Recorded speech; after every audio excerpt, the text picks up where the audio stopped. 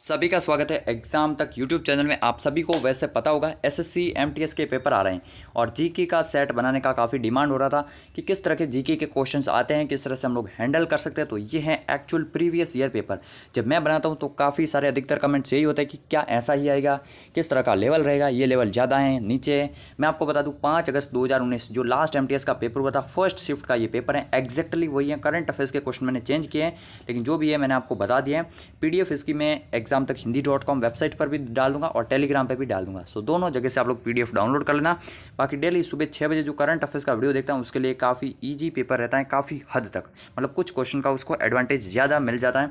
बाकी एग्जाम तक 2.0 चैनल पर जो भी अभी नए वीडियोज आ रहे हैं उनको देखकर जाएंगे, आपको डेफिनेटली बेनिफिट मिलेगा।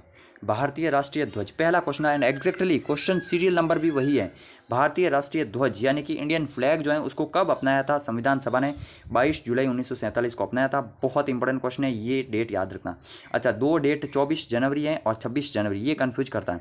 तो राष्ट्रीय गान जो है ना, राष्ट्रगान आपको याद रखना, ये जो है 24 जनवरी को, और राष्ट्रगीत जो है ये 26 जनवरी 1950 को अपनाया गया था, ये आपको याद रखना है। सो पहले गान अपनाया फिर गीत अपनाया, तो इस तरह से याद रख सकते हैं 24 जनवरी और 26 जनवरी। अच्छा, इन दोनों डेट के बीच में एक और बड़ा इवेंट हुआ है 25 जनवरी 1950 को। 25 जनवरी जो है 1950 को इलेक्शन कमिश्नर ऑफ इंडिया की स्थापना हुई थी, इसलिए 25 जनवरी को राष्ट्रीय मतदाता दिवस मनाते हैं। तो 25 जनवरी भी याद रखना। 15 अगस्त को तो सभी को पता है हमको आज़ादी मिल गई। नेक्स्ट क्वेश्चन ये जो है ज्योग्राफी का एक काफ़ी स्टैंडर्ड क्वेश्चन है एमटीएस एग्जाम के लिए, बाकी तो इजी क्वेश्चन है। कौन सी नदी जो है अरब सागर में गिरती है? अब जिनको पता ही नहीं है कि कौन सी नदी कहाँ से बहती है वो शायद ये क्वेश्चन नहीं कर पाएंगे। गोदावरी नदी आपको पता होगा, अगर बात किया महाराष्ट्र के नासिक से निकलती है एंड ये जाती है यहाँ पर। कृष्णा नदी भी अगेन यहाँ पर जो है महाबलेश्वर के आसपास से निकलती है, ये भी यहीं पर जाती हैं। फिर ब्रह्मपुत्र नदी तो आपको पता होगा ऊपर मानसरोवर से आती है, अरुणाचल प्रदेश की यांग्याप दर्रे से यहाँ पर जो है बंगाल की खाड़ी में गिरती है। गंगा और ब्रह्मपुत्र मिलकर सुंदरवन का डेल्टा बनाती है यहाँ पर। तो तीनों नदियाँ तो बंगाल की खाड़ी में चली गई। अब सिंधु नदी कहाँ से निकलती हैं और ये कहाँ पर जाती हैं, ये थोड़ा सा आपको पता होना चाहिए। अब आपको पता तो चल गया होगा कि आंसर तो सिंधु नदी है। ये जो है मानसरोवर से निकलती है, मतलब ब्रह्मपुत्र और सिंधु पास में निकलती हैं। ब्रह्मपुत्र इस साइड चली जाती हैं और सिंधु इस साइड आती हैं। लेह के पास से जाती हैं, ये पाकिस्तान में चली जाती हैं और पाकिस्तान में बहती हुई ये जो है अगर बात की है अरब सागर में गिरती हैं। इंपॉर्टेंट याद रखना, हिंदुस्तान जो है इंडिया से नहीं जाती है लेकिन अरब सागर में जाती हैं। तो ऑप्शन ये लगाना है आपको, इंपॉर्टेंट याद रखना, सिंधु नदी बिल्कुल करेक्ट है। नेक्स्ट क्वेश्चन पूछा है, अगर बात किया निम्न में से किस खिलाड़ी को 2020 का राजीव गांधी खेल रत्न अवार्ड सम्मानित किया है? और राजीव गांधी का बहुत इंपॉर्टेंट है, ये खेल अवार्ड है। वैसे जो 2019 का ये पेपर हुआ था उसमें पूछा था कि 2018 में किसे सम्मानित किया था, 2018 के हिसाब से विराट कोहली सही था, लेकिन अब मुझे पता है कि वो क्वेश्चन तो आने वाला है नहीं। 2020 का लेटेस्ट पूछ सकते हैं तो वो पूछ सकते हैं रोहित शर्मा। वैसे 5 खिलाड़ियों को मिला था, मनिका बत्रा, मरियप्पन थंगवेलु, रानी रामपाल एंड रोहित शर्मा, और एक और खिलाड़ी था जिनका नाम अभी मुझे नहीं याद आ रहा है, अगर आपको याद है तो कमेंट कीजिए। बाकी 5 खिलाड़ियों को पिछले साल मिला था, इस साल के अभी घोषित होने हैं, हो जाएंगे बहुत जल्दी। लेकिन आपको क्वेश्चन बनेगा तो इस साल के अभी नहीं पूछेंगे, पिछले साल का ही करंट अफेयर्स बनेगा आपके, ठीक है ना। तो रोहित शर्मा आपको इंपॉर्टेंट याद रखना। वैसे 2021 के करंट अफेयर्स इंपॉर्टेंट है, नवंबर दिसंबर से लेकर जो है जुलाई अगस्त तक के करंट अफेयर्स आप लोग देख कर जाना, इंपॉर्टेंट रहेगा एग्जाम के लिए। तो रोहित शर्मा बिल्कुल करेक्ट ऑप्शन है। वैसे मैं आपको बता दूं फ्रेंड्स, हमारा एग्जाम तक चैनल को अगर आपने रेगुलर फॉलो किया करंट अफेयर्स, तो एमटीएस एग्जाम में आपको बहुत हेल्प मिलने वाली है। निम्नलिखित में से उड़ीसा की पारंपरिक पेंटिंग कौन सी है? तो ये भी क्वेश्चन था। सांजी जो है ना, ये उड़ीसा की अगर बात के पारंपरिक पेंटिंग है एंड ये अगर बात के जगन्नाथ जो समुदाय हैं जो वहाँ के उन लोगों द्वारा ये जो है पेंटिंग बनाई जाती है। सांजी इंपॉर्टेंट याद रखना आपको, ठीक है ना। मधुबनी कहाँ की है? बिहार की है मधुबनी। नेक्स्ट आगे बढ़ने से पहले आप लोगों के लिए बहुत ही ज़बरदस्त मौका है। एसएससी एमटीएस एग्जाम जो आ रहा है अभी 5 अक्टूबर से शुरू हुआ है, उससे पहले 20-25 दिनों में आप लोगों को मॉक टेस्ट लगाना है। बहुत ज़्यादा मॉक टेस्ट आप नहीं लगा पाएंगे, लेकिन जितने भी है 20-25 दिन में आप लोग रोज़ एक भी मॉक टेस्ट लगाते हैं तो फिर मॉक टेस्ट सीरीज खरीदनी जरूरी है। नहीं खरीदी अभी तक तो मैं आपको बता दूं, परीक्षा ऐप जो कि बहुत ही ज़बरदस्त ऐप है, 1 मिलियन से ज़्यादा डाउनलोड ट्रस्टेड स्टूडेंट्स द्वारा परीक्षा ऐप है, उसका लिंक नीचे डिस्क्रिप्शन में मिल जाएगा। वैसे तो इसकी टेस्ट सीरीज़ का प्राइस है 299 यानी कि 300 रुपये, लेकिन अगर आप लोग एग्ज़ाम तक 50 कोड यूज करते हैं, ये आपको कोड याद रखना, एग्ज़ाम तक 50 जो है ना, ये कोड यूज कर लेना, आपको जो है 50% ऑफ मिलेगा। 149 में आपको जो है ये पूरा का पूरा टेस्ट सीरीज मिल जाएगी। एग्जाम से पहले आपकी काफ़ी अच्छी प्रैक्टिस हो जाएगी एग्जाम ओरिएंटेड चीज़ें के लिए, ठीक है ना। तो ज़रूर से आप लोग बाय कर सकते हैं, आपको सभी सब्जेक्ट की मॉक टेस्ट सीरीज मिलेगी।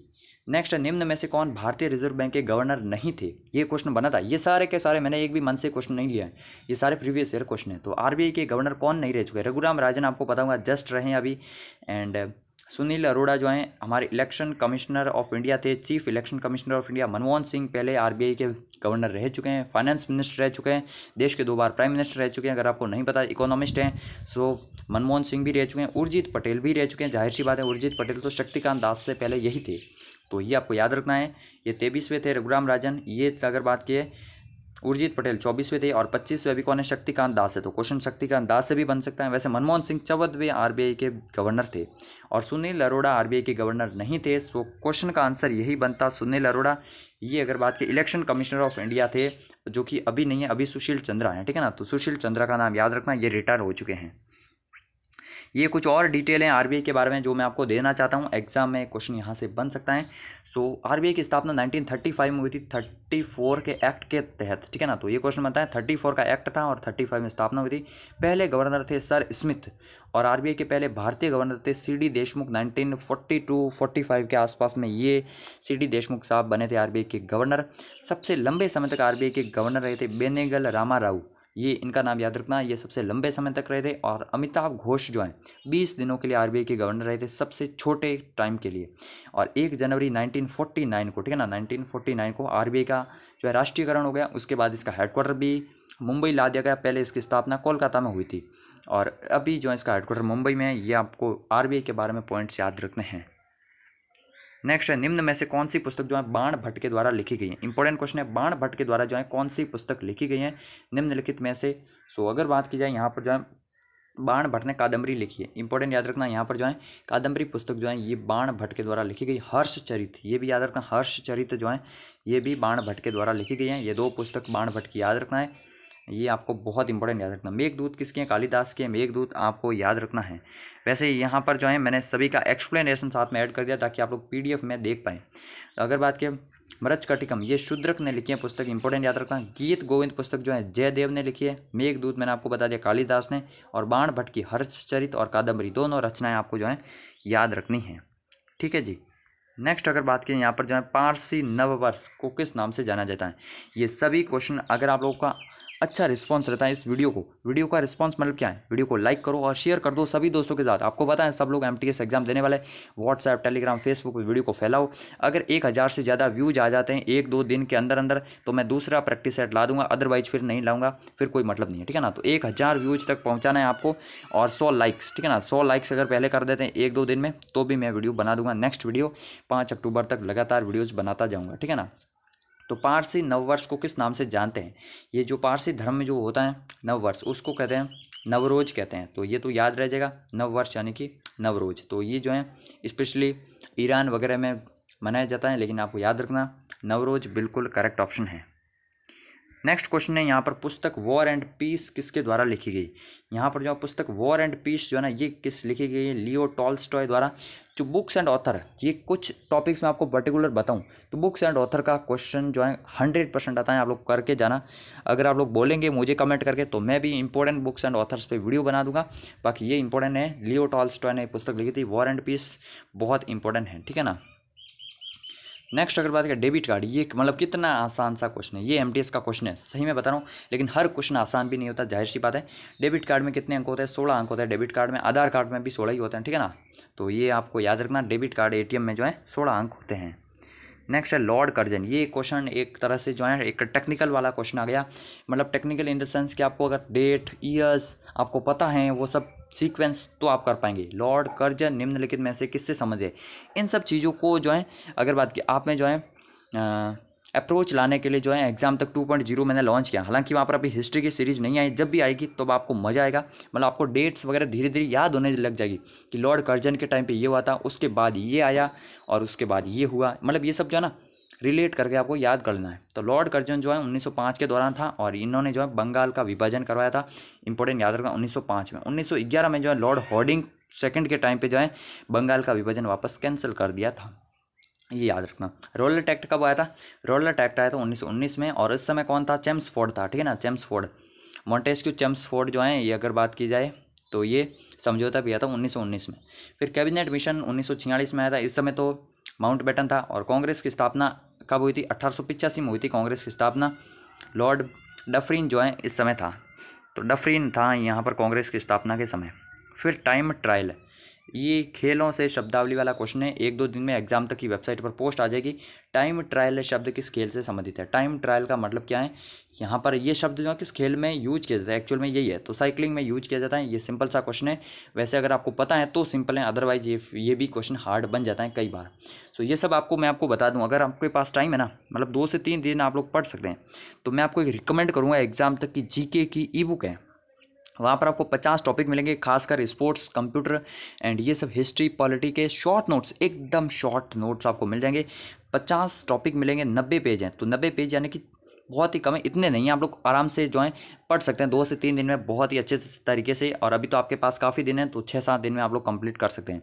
25 रुपये की सिर्फ ई बुक है, आप लोग इसको बाय कर सकते हैं 25 रुपये देकर।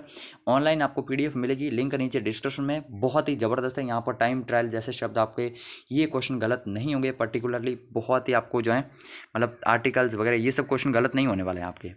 फिर नेक्स्ट 70वीं लोकसभा अध्यक्ष क्वेश्चन बना था। अब ये क्वेश्चन उस समय क्यों बना था? क्योंकि 2019 में लोकसभा के रिसेंट इलेक्शन हुए थे, उसके बाद ये एग्जाम हो रहा था। 70वीं लोकसभा उसी समय जो है गठित हुई थी, ओम बिरला बने थे उस समय अध्यक्ष, ये आपको याद रखना। लेकिन आज के टाइम पे भी कैबिनेट वाला याद करके जाना, कैबिनेट पे वीडियो बना रखे मैंने, जाकर देख कर लेना एग्जाम तक चैनल पर, बहुत इंपॉर्टेंट। तो ओम बिरला जो है अभी हैं कोटा बूंदी से सांसद हैं, ये 70वीं लोकसभा के अध्यक्ष हैं। मीरा कुमार लोकसभा की पहली महिला अध्यक्ष थी, मीरा कुमार का नाम याद रखना, पहली महिला अध्यक्ष थी। और जीवी मावलंकर लोकसभा के पहले अध्यक्ष थे। जब पहली लोकसभा बनी तो जीवी मावलंकर अध्यक्ष थे, मीरा कुमार लोकसभा की पहली महिला अध्यक्ष थी, ठीक है ना। तो ये याद रखना, ओम बिरला वर्तमान में अध्यक्ष हैं। संविधान की कितनी अनुसूचियां? भाई साहब ये कोई क्वेश्चन बनने वाला नहीं होता है, संविधान में कुल कितनी अनुसूचियां, ये क्वेश्चन बना था MTS के। अगर बात की जाए यहाँ पर फर्स्ट शिफ्ट में 5 अगस्त वाली जो शिफ्ट है, 12 अनुसूचियाँ, पहले 8 थी फिर अभी 12 हैं। वैसे अनुसूचियाँ पर एग्जाम तक चैनल पर तो मैंने काफ़ी पहले वीडियो बनाया था, 1 साल पहले लगभग। 2.0 चैनल पर जो है बहुत जल्दी अनुसूचियाँ वगैरह पर वीडियो आने वाला है। सो वो सब आप लोग चैनल को सब्सक्राइब करके बेल आइकन को ऑन रखो, आपको पता चल जाएगा। तो अनुसूची आपको याद रखना 12 हैं। बाकी वेबसाइट पर इन सब पे आर्टिकल लिख दिया है, फ्री में भी पढ़ना चाहो तो वेबसाइट पे जाकर पढ़ लेना, बाकी वो PDF खरीद लेते हैं तो बहुत ही अच्छा है, फिर वहाँ पर आपको सब कुछ मिल जाएगा ये सब। तो 12 अनुसूचियाँ याद रखना है। नेक्स्ट 2011 की जनगणना के अनुसार भारत का जनसंख्या घनत्व कितना है? ये भी क्वेश्चन इंपॉर्टेंट है। भारत का जनसंख्या घनत्व 382 जो है भारत का जनसंख्या घनत्व है, इंपॉर्टेंट याद रखना। वैसे किस राज्य का सबसे अधिक है? बिहार का जो है सबसे अधिक है, ये याद रखना, बिहार जो है सबसे अधिक है। ग्रामीण जनसंख्या सबसे ज़्यादा कहाँ पर है? यूपी में सबसे ज़्यादा। शहरी जनसंख्या सबसे ज़्यादा महाराष्ट्र में है। यूपी में सबसे ज़्यादा जनसंख्या भी है, लेकिन जनसंख्या घनत्व सबसे ज़्यादा बिहार में है। लिंगानुपात सबसे ज़्यादा केरला में है। ये सब आपको याद रखना है, सबसे ज़्यादा, ठीक है ना। एंड इसके अलावा अगर बात करें सबसे कम जनसंख्या घनत्व, तो अरुणाचल प्रदेश में, AP में है, सिर्फ 17 लोग रहते हैं 1 किलोमीटर के क्षेत्र में। तो ये आपको याद रखना है। सभी के सभी क्वेश्चन जो हैं बहुत ही इंपॉर्टेंट हैं। जनसंख्या वाला भी जो है आपको उस PDF में मिल जाएगा, सो बाय कर सकते हैं। टॉपिक उसमें भी दिया हुआ है जनसंख्या का अलग से। इलेक्ट्रॉन की खोज किसने की थी? बहुत ही सिंपल सा क्वेश्चन है। इलेक्ट्रॉन ईंट पर नाचे, ये एक छोटी सी ट्रिक थी, ईंट पर नाचे, ठीक है ना। ईंट यानी कि इलेक्ट्रॉन, तो थॉमसन इलेक्ट्रॉन की खोज की थी, J.J. थॉमसन ने इंपॉर्टेंट याद रखना। पर यानी कि प्रोटॉन की खोज की थी रदरफोर्ड ने, सो रदरफोर्ड प्रोटॉन। और नाचे यानी कि अगर बात की नाभिक की खोज की थी चैडविक ने, सो चैडविक भी याद रखना। ये तीनों इंपॉर्टेंट है, बहुत इंपॉर्टेंट है।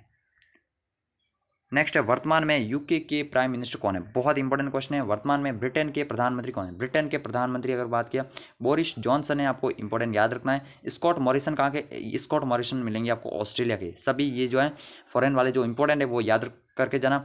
जेर बोल्सोनारो कहाँ के हैं? ब्राज़ील के हैं, ब्राज़ील के। अभी जो है रिसेंटली मीटिंग भी हुई है अपने जो ब्रिक्स की, उसमें ये भी थे, ठीक है ना। इमैनुअल मैक्रो मिलेंगे आपको, फ्रांस के प्रेसिडेंट, याद रखना है। रशिया के कौन है?